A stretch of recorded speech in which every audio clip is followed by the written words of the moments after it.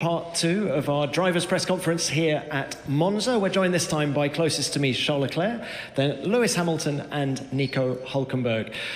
Welcome all three. Charles, why don't I start with you? Everything okay? Yep. So, two podiums in a row for you. Things seem to be going well. Just how much confidence do you have coming into the team's home race?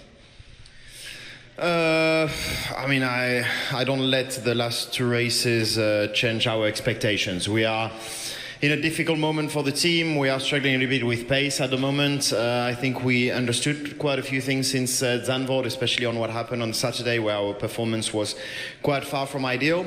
But on the Sunday, it was a good race. In Spa, it was good as well. Here, it should be a bit more in the direction of Spa. So hopefully, we'll be a bit more in the fight for the podium. However, for the win, I don't think we quite have that yet. Well, you have some upgrades here, and as you say, the car was good at Spa, so are you hopeful about it in low downforce trim? I think we are in a better position than on a higher downforce track, so it should be, it should be a bit better. How much better, it's still to be seen. We'll also have some upgrades on the car, which should go in the right direction, so hopefully when we put everything together, we are closer than where we were in the last few races. Charles, that's the key, isn't it? Putting everything together. I mean, from these upgrades, is there one thing that you need? Is it just better consistency? Let's say that there were very specific characteristics of the car that we had to improve. I'm not going to go too much into details, and those upgrades should help us. Then we'll see, because I don't think Monza is the best track to judge those upgrades. Probably Baku or Singapore will be a more of a test for us, but it should go in the right direction anyway. But by how much, I don't know yet. All right, Charles, final one from me. We're at Monza, Ferrari's home race. You're sat next to Lewis Hamilton, your teammate in 2025. So I think this might be the perfect opportunity for you to just give him some advice about what it's like being a Ferrari driver. What can he expect? I don't think Lewis needs any kind of advice, but it's definitely very, very special to be driving for Ferrari in Monza and in Italy. There's something that is iconic, and yeah, it's such a special feeling. The amount of support we have. We obviously have it everywhere in the world, but whenever we are in Italy, it's extra special. It's difficult to get in and out of the hotel every morning and every evening, but it's a very special feeling, and we have so much support, so it's motivating us at the maximum. But Lewis will be experiencing that next year, and we'll experience that together, and I'm sure it will be a special year, but until then we've got to maximize and hopefully put the car a bit higher up in the standing. All right, thank you for that. And Lewis, coming to you, just given what's happening next year, does it feel different for you being in Monza this year? Hi everyone. I'm not going to lie, it definitely does feel a little bit different. I mean, it always feels special when you come here. We're coming here at a decent time in terms of the weather's incredible today. Obviously, the huge changes they've made to the track. But as Charles was saying, there's always such incredible passion throughout Italy, just in the culture in general, but particularly about racing. And it's always exciting just to see the fans that we're going to see throughout the weekend. The passion here and the excitement that they really bring to this race is really not particularly matched in too many places. Well, let's talk about you and performance now. The team has had six consecutive podiums prior to last weekend. How much of a shock was the performance of the car at Zandvoort? It wasn't that it was a shock. We struggled to get the balance in the perfect window, and I think you could see with these cars today, particularly with our car, but I think many teams experience it. It's kind of on a knife edge, and can easily go one way or the other. In hindsight, we look back on some things and we would have done things slightly differently. Actual pace-wise, I would think I was the third fastest through average through the race. So our race pace wasn't terrible, and it didn't really show, the results didn't show the true performance in the race, but qualifying needed to be a bit better. Given your pace at Spa, which you won, and of course the pace of the car in Montreal, are you a little bit more hopeful this weekend in low downforce trim? I mean, as I said, we've learned quite a lot from last weekend, so I'm definitely more hopeful coming into this weekend that the car will be nicer to drive again. But you've got others that are bringing upgrades this weekend, so you have to expect Ferrari going to be quick with their upgrade. You have to expect that McLaren, with the advantage in the last lap that he was able to pull out in the last race, they're going to be rapid this weekend. So I'm just hopeful that we're there or thereabouts. Look, final one from me about Kimi Antonelli, who's doing FP1 for the team on Friday. He's only just turned 18. Just what kind of a talent is he? Well, I mean, I said a long time ago that I think that's who the team should choose moving forwards, and time will tell what they didn't end up deciding to do. But I think no, he's one of those young, super talented kids that's come through. I mean, he's a young adult now, but yeah, he's only 18. So I think it'd be good for people just to remember he is just turning 18 and he's got a bright future ahead of him. And I'm really excited to see and watch his progress. I saw a picture earlier on of us back in, I think, 2018, and he was one of the grid kids. And I'm like shaking his hand at the front of the grid. So it's obviously reminds you how old you are when you have those experiences. But looking forward to seeing his growth and his journey through into Formula 1. Lewis, thank you for that. Nico, thank you for waiting. Look, after the highs of Austria and Silverstone, the last few races have been a bit harder, a bit more challenging for the team. Are you confident that the layout of Monza will play more to the strengths of the car? Frankly, not super confident. Last year was a struggle here. This year, I mean, the car's been much better on a whole on all type of circuits.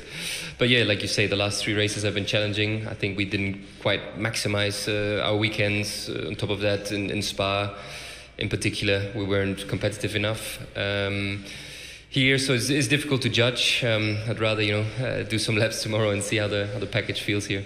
Well, what about the new asphalt, the new curbs? Does that make it more of an opportunity for someone? Yeah, it's all real. It happens. There is new asphalt, there's new curbs. So we go out there and learn about them tomorrow.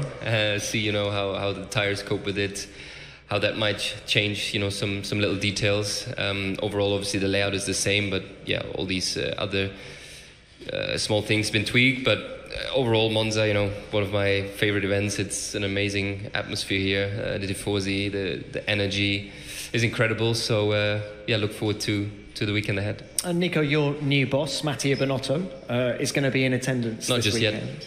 Yet. You're a bit ahead of yourself. But he's going to be in attendance this weekend. Audi are in less than 18 months now. I just wanted your thoughts on what you think job number 1 for Mattia is at the team. Well, obviously, it's early days for him. He's just arrived at the team, so obviously he needs to, make himself aware of the situation, get a picture of what's going on, understand all the departments, the people, and then I'm sure he has some ideas how to, optimize it and take it a step further. So I guess that's the process that he's in now, and he'll start working. And one of the few seats that's still up for grabs for next year is the second Sauber. Would you like youth or experience alongside you? To be honest, open subject. It's a subject, and a thing that's not in my power. I have no say, nothing to do with it. To be honest, I'm open. I'd like the best and strongest teammate possible, because I think you need 2 strong drivers. It's incredibly competitive in Formula 1, so it's important to have the best duo possible. All right, we'll leave it at that. Thank you very much. Let's open this to the broadcasters now. Who's first? David. David Croft, Sky Sports F1. Lewis, if I could go back to you on the subject of Kimi Antonelli. What has he got that made you think a long time ago, yeah, he's the guy that Mercedes should be taking for the future? What is it about his racing? What is it about him that made him or makes him a suitable candidate in your eyes? I think we've been watching him through the different formulas. I think naturally he's a Mercedes driver. I just think that we are starting to see a lot younger drivers coming through. And I think we're just in that time where, you know, there's only 20 seats, and I think it's time we're starting to see this new wave come through. In terms of taking on another driver that's had many years of experience as opposed to giving an opportunity to a youngster, that's what McLaren did for me, and it worked out well. So in my opinion, it's just an opportunity for him to grow. He's going to get to work. He would get to work with the best in class, learn from people that I've worked with for so many years. So, but it is a lot of weight on someone's shoulders. But as I said, it's a great environment that I think they will just be able to nurture him and carry him through it. But yeah, but there are other really good options. So you'd have to ask Toto which one he's leaning towards. Thank you, Lewis. All right, next one. Roldan Rodriguez from Dazón Spain. A question to Charles. Ferrari here in Monza is the most successful team in the history, but as well in the last years, looks like Ferrari always performs here properly. You as a team, as Ferrari, is this a race where you feel like you must do better than anywhere else? I wouldn't say the feeling is that we must do better. However, there's definitely a huge motivation, because it's not only a normal weekend that starts from the Thursday to the Sunday, but it starts already from Monday in Maranello, where we have so many tifosi, and that obviously motivates everybody. It seems and it looks like we've had a pretty strong car with a very low downforce package, even in the last few years where performance was not as good. So that's positive, because it's our home race, and as much as it's giving exactly the same amount of points as other races, emotionally speaking, and for the whole team, it's definitely a special one. So it's really important for everybody to do well. Yeah, however, we are not doing anything different to perform better at this track. It just happened that our low downforce package in the last few years was pretty good, and whenever we came here, we were on the good side of our performances. Thank you, Charles. Yes, next one. Oli Zwartjes, Sky Germany.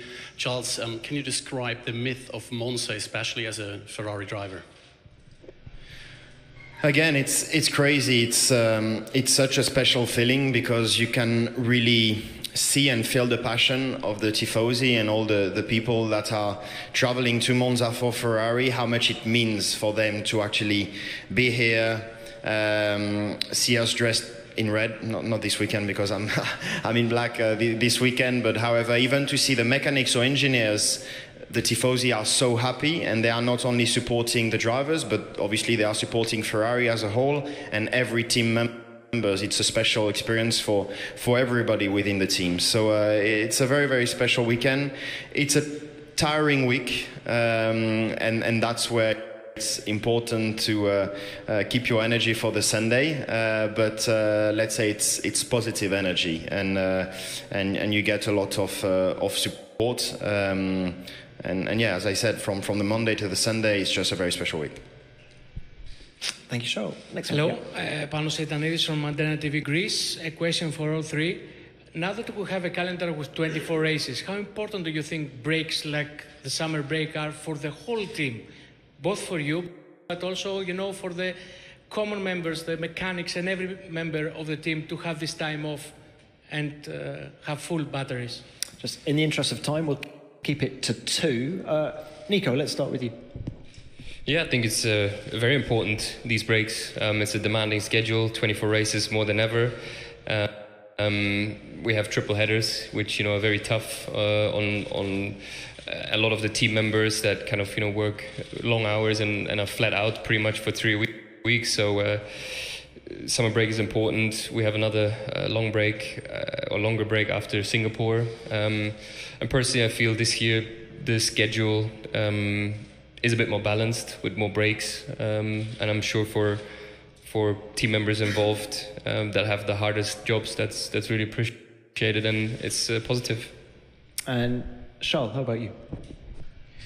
Yeah, I think as drivers we cannot really complain. We travel in the best, in the best possible way. We stay in great hotels, and we also have a program that is fitted for for an athlete, so we try and go to sleep relatively early and sleep as much as possible, and everything is done for our well-being. However, for the mechanics, for the engineers, sometimes there's a lot of work. They get to the track much earlier, they leave the track much later, and so it's a lot more difficult. And also to just have a normal life outside of racing, it's very difficult. So it's definitely needed. But as a driver, I can't complain. But I will say that 24 races is probably the maximum, or at least the sweet spot. More than that will be too much. All right, thanks both. The next one, yeah. Question to Luis, Nicola Severini, Sky Sport Italy. What kind of welcome do you expect here this year? And it may be different from the past. Tifosi. I mean, I don't know what to expect. If I'm honest, the last couple of years, I mean, over the last few years, I've had a really warm welcome every time I've come, to be honest. There was one time when we were really fighting against Ferrari. I can't remember what year that was, but even then, people were positive. There was never any negativity. I think over the past few years, I've heard Vieni